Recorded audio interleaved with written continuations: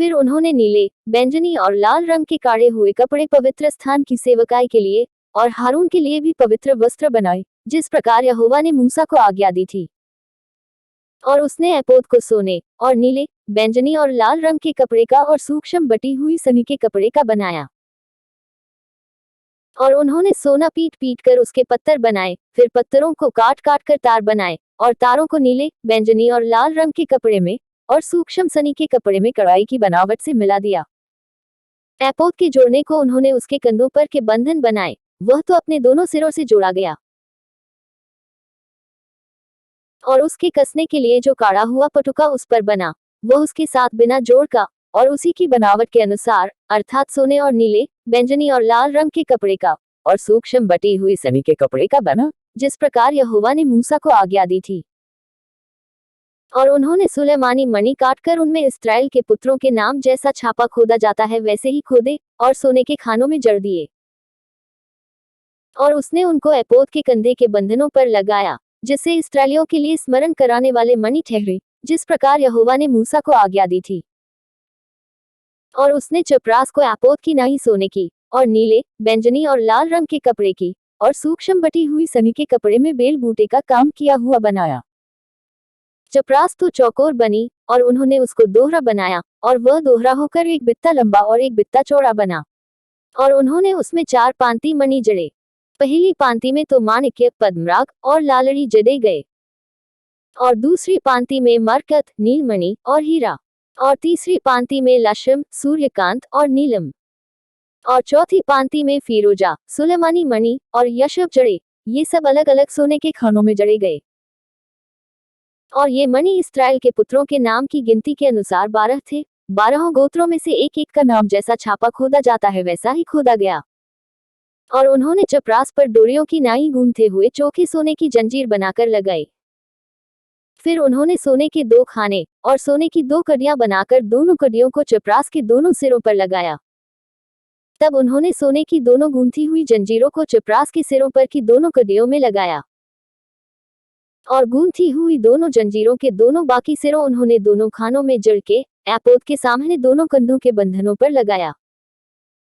और उन्होंने सोने की और 2 कड़ियां बनाकर चपरास के दोनों सिरों पर उसकी उस कोर पर, जो एपोद की भीतरी भाग में थी, लगाई।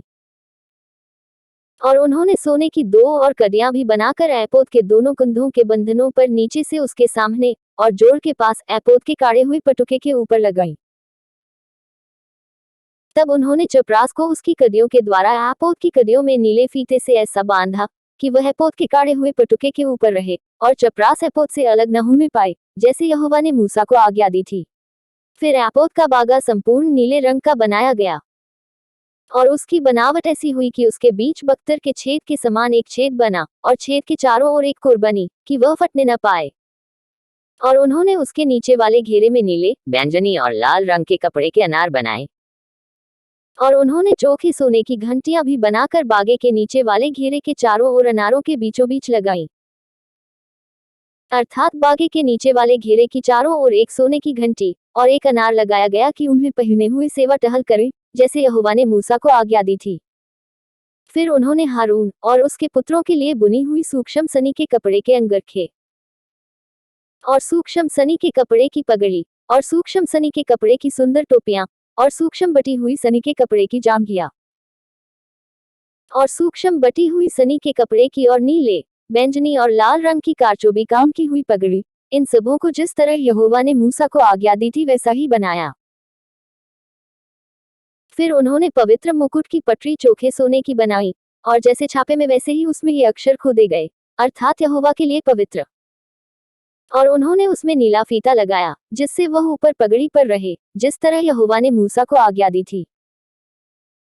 इस प्रकार मिलाप वाले तंबू के निवास का सब काम समाप्त हुआ, और जिस जिस काम की आज्ञा यहोवा ने मूसा को दी थी, इस्राएलियों ने उसी के अनुसार किया।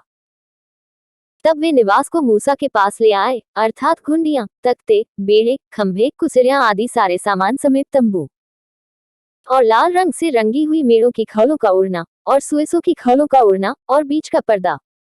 डंडों सहित साक्षी पत्र का संदूक और प्रायश्चित का ढकना, सारे सामान समेत मेज और भेंट की रोटी,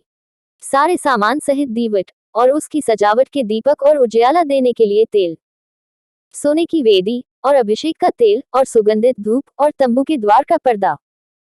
पीतल की झंझरी, डिंडों और सारे सामान समेत पीतल की वेदी और पाए समेत हौदी,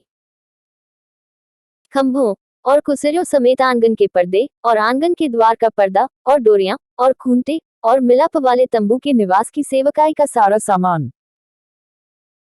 पवित्र स्थान में सेवा टहल करने के लिए बेल बूटा काढ़े हुए वस्त्र और हारून याजक के पवित्र वस्त्र और उसके पुत्रों के वस्त्र जिन्हें पहनकर उन्हें याजक का काम करना था, अर्थात जो जो आज्ञा यहोवा ने मूसा को दी थी उन्हीं के अनुसार इस्राएलियों ने सब काम किया।